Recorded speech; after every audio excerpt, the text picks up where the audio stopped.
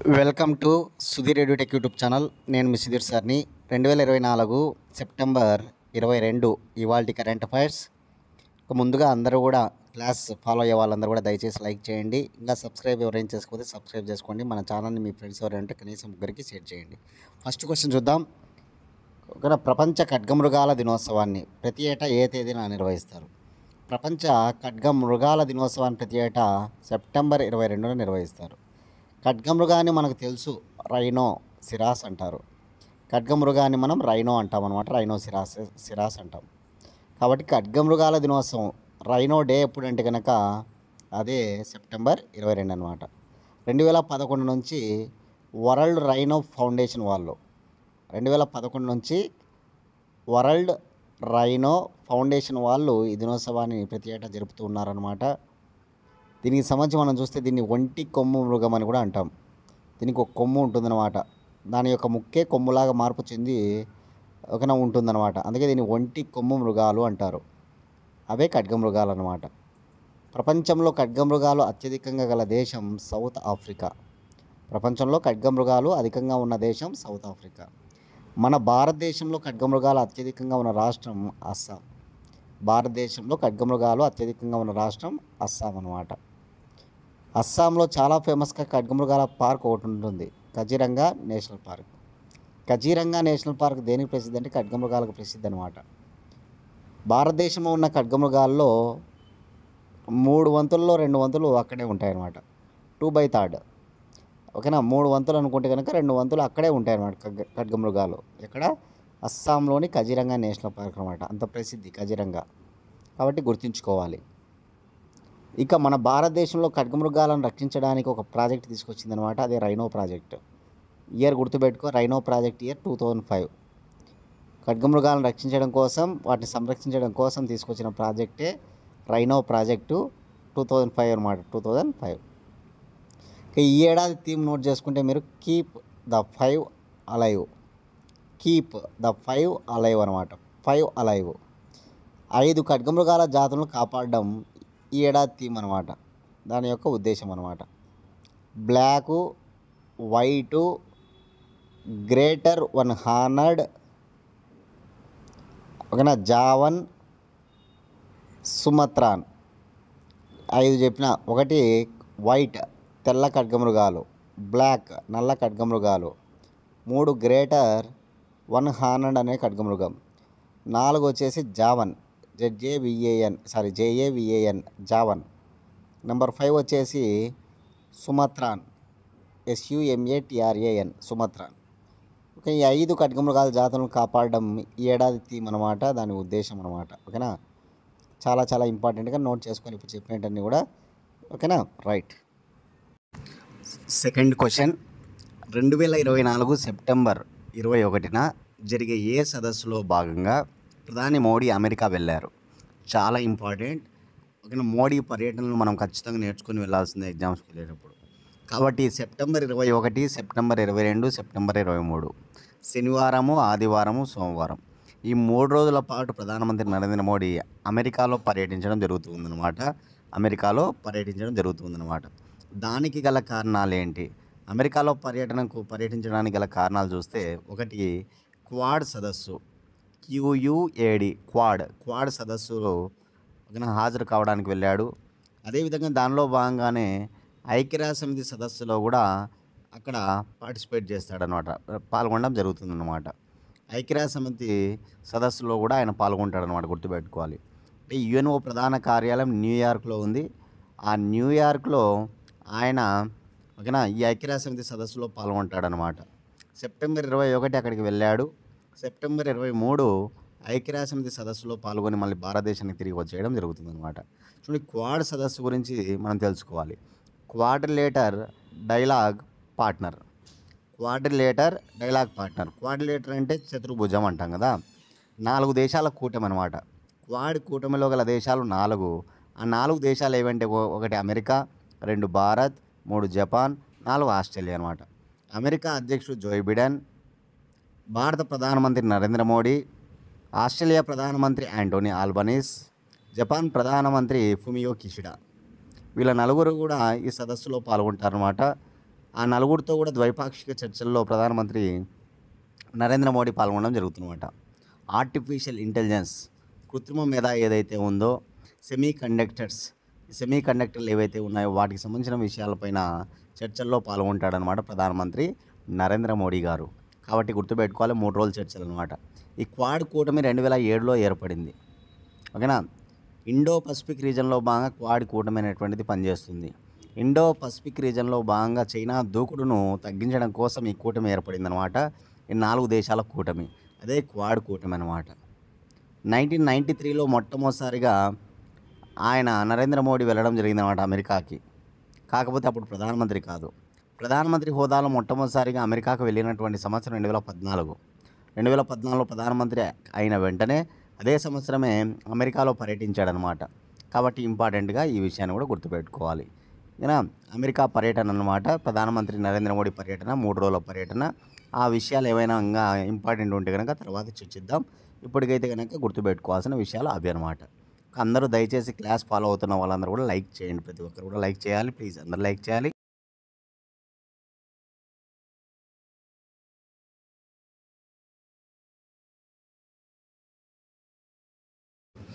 Third question, 2024 September 21న Delhi నూతన ముఖ్యమంత్రిగా ఎవరు ప్రమాణ స్వీకారం చేశారు?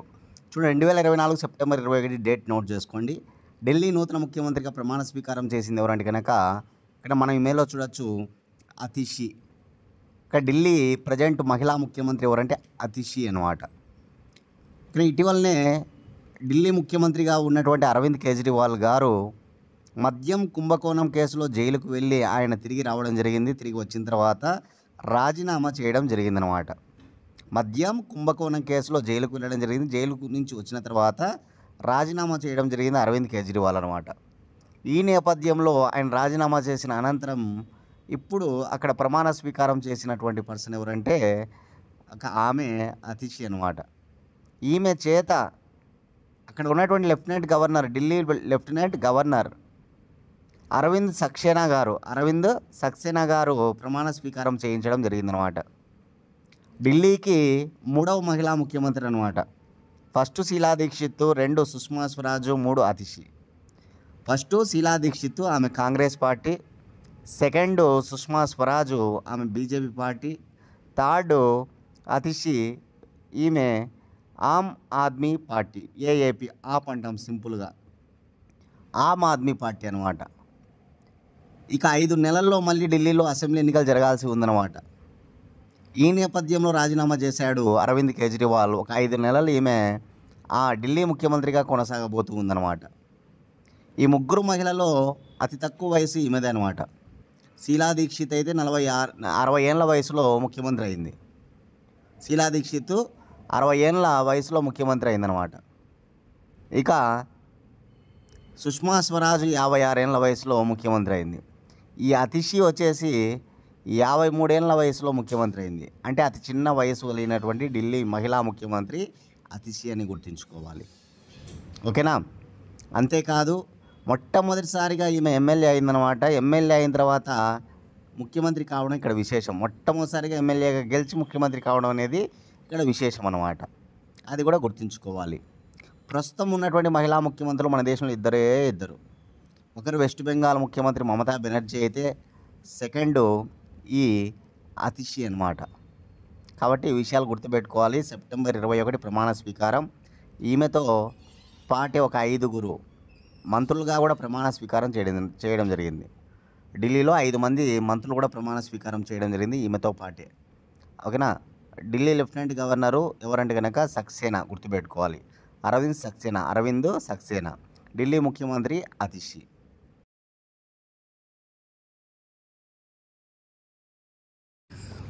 క్వశ్చన్ నెంబర్ 4, ఎయిర్ ఫోర్స్ నూతన చీఫ్గా వివేక్ రామ్ చౌదరి స్థానంలో ఎవరు నియమితులయ్యారు? చూడండి, ఎయిర్ ఫోర్స్ వైమానిక దళం. ఎయిర్ ఫోర్స్ అంటే వైమానిక దళమే కదా. కాబట్టి ఎయిర్ ఫోర్స్ నూతన చీఫ్గా ఎవరు నియమితులయ్యారు? న్యూ అపాయింట్మెంట్స్లో నోట్ చేసుకోవాలి. అమర్ ప్రీత్ సింగ్ అనమాట. అమర్ ప్రీత్ సింగ్ మనం ఇమెయిల్లో చూడొచ్చు. ఇది వరకు ఎవరు ఉన్నారంటే కనుక ఈ ఎయిర్ ఫోర్స్ చీఫ్గా మనందరికీ తెలిసిన వ్యక్తే వివేక్ రామ్ చౌదరి గారు ఉన్నారు. ఆయన సెప్టెంబర్ 30వ తారీఖున రిటైర్డ్ అవుతాడనమాట. సెప్టెంబర్ 30వ తారీఖున రిటైర్డ్ అవుతాడు. కాబట్టి ఆయన స్థానంలో ఎవరు భర్తీ కానున్నారంటే కనుక ఈ అమర్ ప్రీత్ సింగ్ అని గుర్తుంచుకోవాలి. అమర్ ప్రీత్ సింగ్ అనమాట. కానీ అమర్ ప్రీత్ సింగ్ అనేటువంటి వ్యక్తి 1984లో చేరాడనమాట. ఈ వైమానిక దళంలో ఒక పైలట్ ఫైటర్గా చేరడం జరిగిందనమాట. తన ప్రస్థానం పైలట్ ఫైటర్గా తన ప్రస్థానం స్టార్ట్ అయిందనమాట. తర్వాత అంచెలంచెలుగా ఎదిగి ఇప్పుడు ఏకంగా ఎయిర్ ఫోర్స్ చీఫ్, ఇంతకుముందు వైస్ చీఫ్గా కూడా పనిచేశాడు. ఇప్పుడు చీఫ్గా నియమించబడ్డాడు అనమాట. ఎవరో అమర్ ప్రీత్ సింగ్ అనమాట. గుర్తుంచుకోవాలి ఈ విషయాన్ని. మనకు త్రివిధ దళాలు అంటే తెలుసు, ఆర్మీ, నేవీ, ఎయిర్ ఫోర్స్. ఈ మూడింటికి కూడా ఈ సంవత్సరం కొత్తగానే వచ్చారు. ఆర్మీ చీఫ్గా ఉపేంద్ర ద్వివేది, నేవీ చీఫ్గా దినేష్ కుమార్ త్రిపాఠి, ఎయిర్ ఫోర్స్ ప్రస్తుత నూతన చీఫ్గా అమర్ ప్రీత్ సింగ్ అనమాట. ఈ ముగ్గురిని నోట్ చేసుకోవాలి మీరు. అదేవిధంగా ఇటీవల నూతన నియామకాలు చూస్తే కనుక రైల్వే బోర్డు నూతన చైర్మన్ సతీష్ కుమార్ అనమాట. ఇండియన్ ఆయిల్ కార్పొరేషన్ నూతన చైర్మన్ కూడా సతీష్ కుమారే. ఆయన వేరు, ఈయన వేరు. సతీష్ కుమార్ పేరు ఒకటే కానీ ఇద్దరు వేరు. ఇండియన్ ఆయిల్ కార్పొరేషన్, ఐఓసి అంటాం. అదేవిధంగా రాజస్థాన్ రాయల్స్ నూతన కోచ్గా Rahul Dravid, international cricket council చైర్మన్గా జై షా, ఓకేనా. ఫ్రాన్స్ దేశ నూతన ప్రధానమంత్రిగా మిచెల్ బార్నియర్, తెలంగాణ కమిషన్ చైర్మన్గా, విద్యా కమిషన్ చైర్మన్గా ఆకునూరు మురళి. ఇట్లా మనం కొత్త పర్సన్స్ను మనము చూసాం. అవన్నీ కూడా నేను లిస్టు పెడతా. మీరు నీట్గా ఎవరైనా ఈరోజే వింటూ ఉంటే ఓకేనా, మీరందరూ కూడా అవి నోట్ చేసుకోండి. న్యూ అపాయింట్మెంట్స్ అనేది చాలా ఇంపార్టెంట్ అనమాట. అవన్నీ కూడా మీరు రాసుకోవాలి, ఓకేనా. అదేవిధంగా ఇటీవల ఎస్బీఐ చైర్మన్ కూడా, state bank of India chairman కూడా చెల్లా శ్రీనివాసులు, ఎస్బీఐ డిప్యూటీ, ఓకేనా, ఎస్బీఐ ఎండి డిప్యూటీ చైర్మన్గా రామ్మోహన్ రావు వాళ్ళు కూడా మారారనమాట. కాబట్టి ఇవన్నీ కూడా నోట్ చేసుకోవాలి మీరు.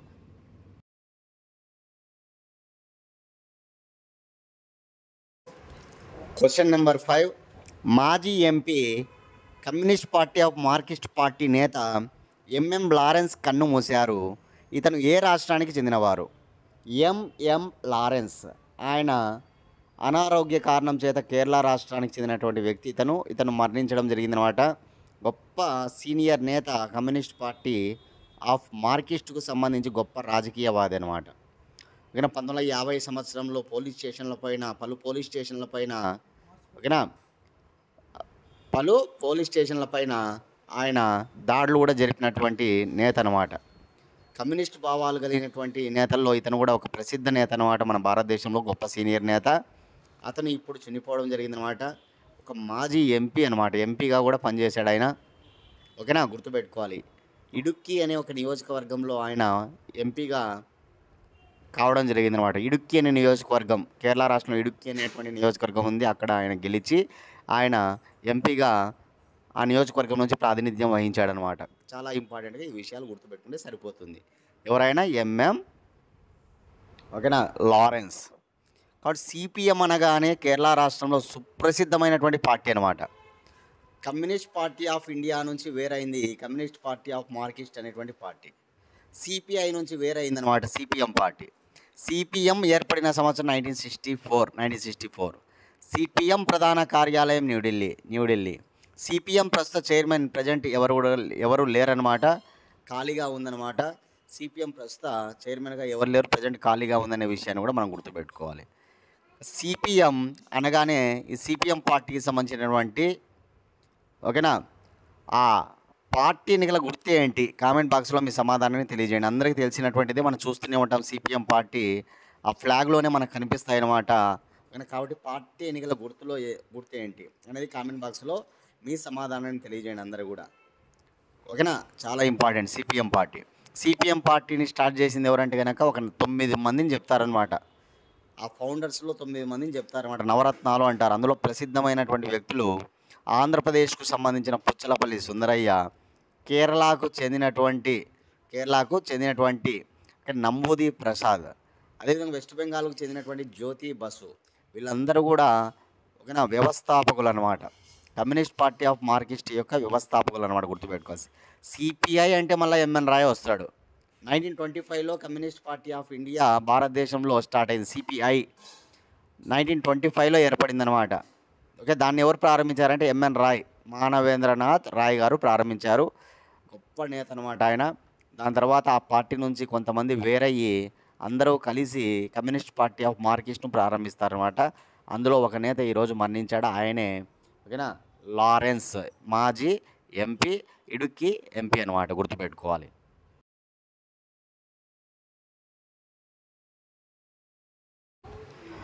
మనకు ప్రజెంట్ ఆర్ఆర్బి రైల్వేకి సంబంధించి ఆర్ఆర్బి ఎన్టీపీసీ నోటిఫికేషన్ వచ్చిందనమాట.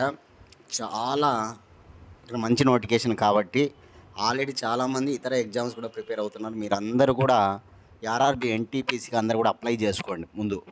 ఎందుకంటే అర్థమెటిక్, రీజనింగు, జీకే ఇవి ప్రధానంగా మనము ఓకేనా ఉంటాయన్నమాట. కాబట్టి అందరికీ తెలిసిన సబ్జెక్టులే కాబట్టి అందరూ కూడా ముందు అప్లై చేసుకోండి. మన ఛానల్ నుంచి కూడా మనం ఎగ్జామ్స్ పెడుతున్నాం. మీకు ఇంట్రెస్ట్ ఉన్న వాళ్ళు డైలీ టెస్ట్లు ఓకేనా టాపిక్ వైజ్ టెస్ట్లు పెడుతున్నాం. కాబట్టి ఆర్ఆర్బి ఎన్టీపీకి సంబంధించి రాసుకోవాలనుకున్న వాళ్ళు 8186006848 అనే నెంబర్కి కాల్ చేసి ఎగ్జామ్ వివరాలు కనుక్కొని డైలీ ఎగ్జామ్స్ రాసుకోవచ్చు. నెక్స్ట్ క్వశ్చన్ చూద్దాం. భారత్ $10 ట్రిలియన్ ఆర్థిక వ్యవస్థగా ఏ సంవత్సరం నాటికి సాధిస్తుందని ఐడిబిఐ తెలిపినది? చాలా ఇంపార్టెంట్, ఎకానమీ రిలేటెడ్ అనమాట.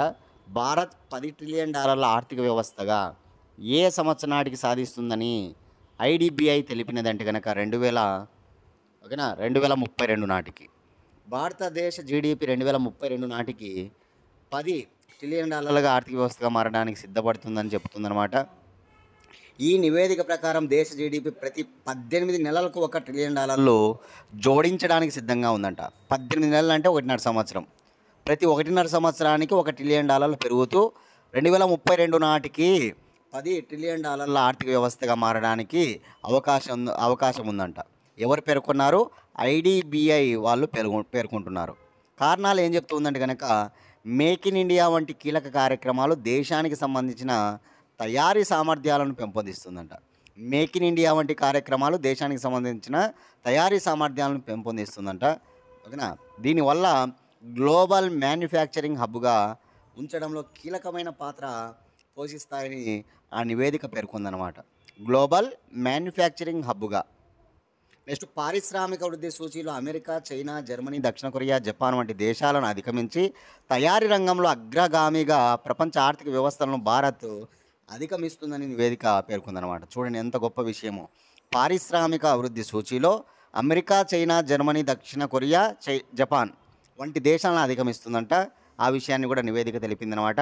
నివేదిక ప్రకారం 2030 నాటికి జీడిపిలో 20% ఎగుమతులు $2 ట్రిలియన్ చేరుకుంటాయని అంచనా వేసిందనమాట.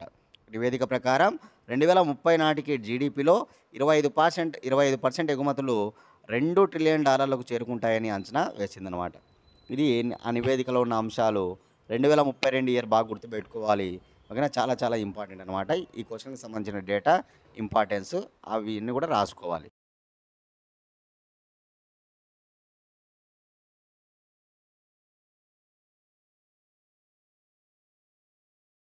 Question number 7. జార్ఖండ్ హైకోర్టు ప్రధాన న్యాయమూర్తిగా ఎవరు నియమితులయ్యారు? చూడండి, జార్ఖండ్ రాష్ట్రానికి హైకోర్టు ప్రధాన న్యాయమూర్తిగా నియమితులైన వారు ఎం రామచంద్రరావు అనమాట. ఈ ఎం రామచంద్రరావు 2012లో ఆంధ్రప్రదేశ్ హైకోర్టు న్యాయమూర్తిగా కూడా పనిచేశాడనమాట. దాని తర్వాత తెలంగాణ హైకోర్టు న్యాయమూర్తిగా కూడా పనిచేశాడు. మళ్ళీ తర్వాత పంజాబ్, హర్యానా రాష్ట్ర హైకోర్టు ప్రధాన న్యాయమూర్తిగా కాదు, పంజాబ్, హర్యానా రాష్ట్రాలకు సంబంధించి కూడా హైకోర్టు న్యాయమూర్తిగా పనిచేశాడు. మళ్ళీ హిమాచల్ ప్రదేశ్ అనమాట. ఇట్లా ఆంధ్రప్రదేశ్, తెలంగాణ, పంజాబ్, హర్యానా, హిమాచల్ ప్రదేశ్ ఈ రాష్ట్రాల్లో హైకోర్టు న్యాయమూర్తిగా పనిచేశాడనమాట. ఇప్పుడు ఆయన పదోన్నతి పొందాడనమాట. అది ఏంటంటే ప్రధాన న్యాయమూర్తిగా. ఏ రాష్ట్రానికి? జార్ఖండ్ హైకోర్టు ప్రధాన న్యాయమూర్తిగా. ఎవరంటే ఎం రామచంద్రరావు అనమాట. అలా 7 రాష్ట్రాలకు కొత్తగా ప్రధాన న్యాయమూర్తులను నియమించిందనమాట. సుప్రీంకోర్టు కొలీజియం దీనికి ఆమోదం తెలిపిందనమాట. కాబట్టి ఆ 7 రాష్ట్రాలు 7 మంది ప్రధాన న్యాయమూర్తుల పేర్లు నోట్ చేసుకోవాలి. ఓకేనా, కొత్తగా వచ్చిన వాళ్ళు కాబట్టి ఇంపార్టెంట్. ఓకేనా, Jharkhand justice M S Ramachandra Rao. Tamil Nadu high court ప్రధాన న్యాయమూర్తిగా శ్రీరామ్. ఢిల్లీ హైకోర్టు ప్రధాన న్యాయమూర్తిగా జస్టిస్ మన్మోహన్. హిమాచల్ ప్రదేశ్ హైకోర్టు ప్రధాన న్యాయమూర్తిగా రాజీవ్ వగ్దర్. మధ్యప్రదేశ్ హైకోర్టు ప్రధాన న్యాయమూర్తిగా సురేష్ కుమార్ కైత్ మధ్యప్రదేశ్. కేరళ రాష్ట్ర హైకోర్టు ప్రధాన న్యాయమూర్తిగా నితిన్ మధుకర్ జమ్దార్ అన్నమాట. మేఘాలయ రాష్ట్ర హైకోర్టు ప్రధాన న్యాయమూర్తిగా ఇంద్రప్రసన్న.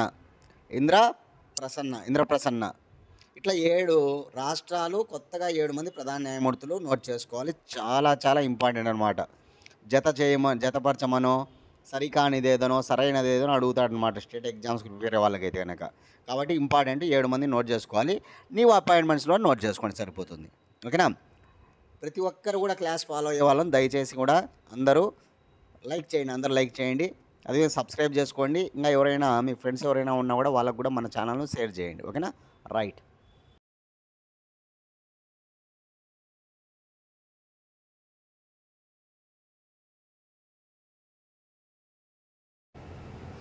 Question number 8. ఆర్టిఫిషియల్ ఇంటెలిజెన్స్లోను ఆలోచించి నేర్చుకునే సామర్థ్యం ఉంటుంది అని ఏ యూనివర్సిటీ శాస్త్రవేత్తలు వివరించారు? చూడండి, ఆర్టిఫిషియల్ ఇంటెలిజెన్స్లో కూడా మానవుల్లాగానే ఆలోచించి నేర్చుకునే సామర్థ్యం ఉంటుందని అమెరికాలోని ప్రిన్స్టన్ యూనివర్సిటీ శాస్త్రవేత్తలు ఈ విషయాన్ని తెలుపుతున్నారు. అమెరికాలోని ప్రిన్స్టన్ యూనివర్సిటీ శాస్త్రవేత్తలు ఈ విషయాన్ని తెలుపుతున్నారు అన్నమాట. మానవునిలో ఆలోచన శక్తి ఎక్కువ. ఈ సామర్థ్యాన్ని ఉపయోగించుకొని కొత్త విషయాలను నేర్చుకుంటారు. అవునా కాదా? అది నిజమే కదా, రైట్.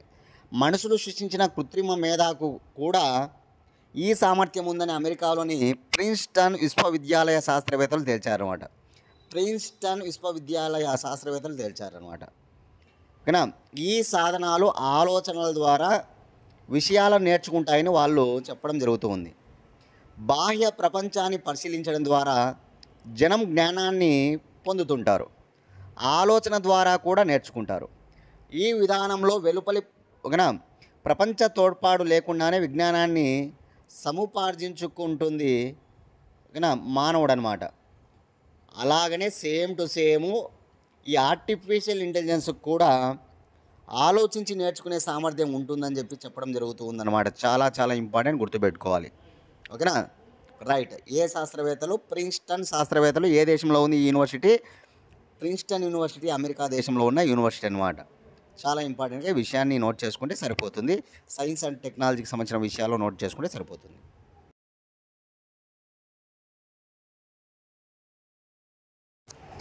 Question number 9.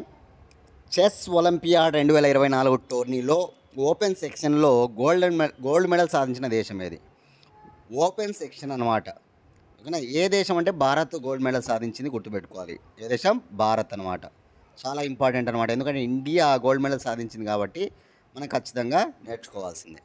సరే, దీనికి సంబంధించిన కొన్ని విషయాలు మనం చూస్తే కనుక ఇంపార్టెంట్గా, కానీ ఇక్కడ మనకు ముఖ్యంగా చూస్తే కనుక ఒక రకంగా చెప్పాలంటే చరిత్ర సృష్టించినట్టే అనమాట భారత్. ఎందుకంటే చెస్ ఒలింపియాడ్లో అత్యుత్తమ ప్రదర్శన ఇదే అనమాట. 10వ రౌండ్లో అమెరికా పైన విజయం సాధించింది. స్వర్ణానికి ఒకనే దగ్గర అయిపోయింది అనమాట. అమ్మాయిలు కూడా దగ్గరలోనే ఉన్నారని చెప్తూ ఉన్నారు. అది ఏంటనేది మళ్ళీ తర్వాత చూసుకుందాం. ఓకేనా, పురుషుల జట్టు పసిడి పథకానికి తిరుగులేని ఫేవరెట్గా మారిపోయింది అనమాట. చాలా ఇంపార్టెంట్గా మనం గుర్తుపెట్టుకోవాలి ఈ విషయాన్ని. రేపు రానున్నటువంటి రోజుల్లో మన భారతదేశం ఆల్రెడీ చెస్ అంటే మనకు చాలా పాపులర్ అనమాట మన దేశంలో. విశ్వనాథ్ ఆనంద్తో పాటు తమిళనాడుకు చెందిన చాలామంది ఆ ఘనతను సాధిస్తూ ఉన్నారు, మనం చూస్తూనే ఉన్నాం. ఇప్పుడు ఈ చెస్ ఒలింపియాడ్ 2024 టోర్నీలో ఓపెన్ సెక్షన్లో గోల్డ్ మెడల్ సాధించిందనమాట మన ఇండియా. ఆ విషయాన్ని మనం గుర్తుపెట్టుకుంటే సరిపోతుందన్నమాట.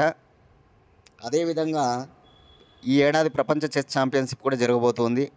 మన భారతదేశానికి సంబంధించినటువంటి వ్యక్తి దొమ్మరాజు గుకేష్ ఈ వరల్డ్ చెస్ ఛాంపియన్షిప్లో పాల్గొంటాడనమాట. కాబట్టి ఆ విషయాన్ని కూడా మైండ్లో పెట్టుకోవాలి చాలా ఇంపార్టెంట్గా. ఓకేనా, రైట్.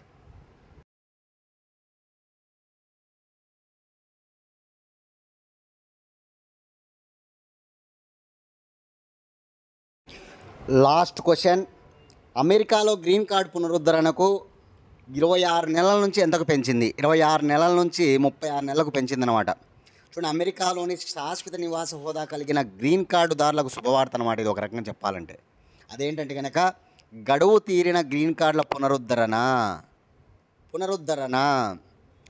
ఓకేనా. దాని గడువును ప్రస్తుతం 24 నెలలు, 26 కాదు దయచేసి, 24 అని నోట్ చేసుకోవాలి. 24 నెలలు, 24 నెలలు అంటే 2 సంవత్సరాలు అనమాట. దాన్ని ఇప్పుడు ఏం చేసిందంటే 3 సంవత్సరాలకు పెంచింది. అంటే 36 నెలలు అంటే 3 సంవత్సరాలకు పెంచిందనమాట. ఇది వరకు 2 సంవత్సరాలు ఉందన్నమాట పునరుద్ధరణకు. ఓకేనా, ఇప్పుడు దాన్ని 3 ఏళ్ళకు పెంచింది. అంటే 36 నెలలు అంటున్నాడు, గుర్తుపెట్టుకోవాలి. అమెరికా పౌరసత్వ వలసల సేవల సంస్థ కీలక నిర్ణయం తీసుకుందన్నమాట. ఈ విషయాన్ని చెప్పింది అమెరికా పౌరసత్వ వలసల సేవల సంస్థ మనకు కీలకమైన నిర్ణయం తీసుకుందన్నమాట. ఆ విషయాన్ని గుర్తుపెట్టుకోవాలి. సాధారణంగా అమెరికాలో గ్రీన్ కార్డులు పొందిన వారు వాటిని ప్రతి 5 ఏళ్ళకు ఒకసారి రెన్యువల్ చేయించుకోవాల్సి ఉంటుంది. అందుకోసం కార్డు గడువు తీరిపోయే కాలానికి 6 నెలల ముందే I-90 ఫామ్ను కూడా సమర్పించాలన్నమాట. వాళ్ళు పునరుద్ధరణ కోసం దరఖాస్తు చేసుకున్న వారికి కార్డు చెల్లుబాటును 24 నెలలు పొడిగిస్తూ రిసీట్ నోటీసు ఇస్తారనమాట. అలా గ్రీన్ కార్డు గడువు తీరిపోయినా ఆ నోటీస్తో వారికి చట్టబద్ధమైన నివాస హోదా కొనసాగుతుందన్నమాట. ఇదంతా మనకు అనవసరం, కానీ చాలా ఇంపార్టెంట్గా ఏంటంటే కనుక గ్రీన్ కార్డు పునరుద్ధరణకి 24 నెలలు ఉంటే దాన్ని ఇప్పుడు 36 నెలలకు పెంచింది. అది ఏ దేశం అంటే అమెరికా, అగ్రరాజ్యం అమెరికా అనమాట. ఇవి ఇవాల్టి కరెంట్ అఫైర్స్.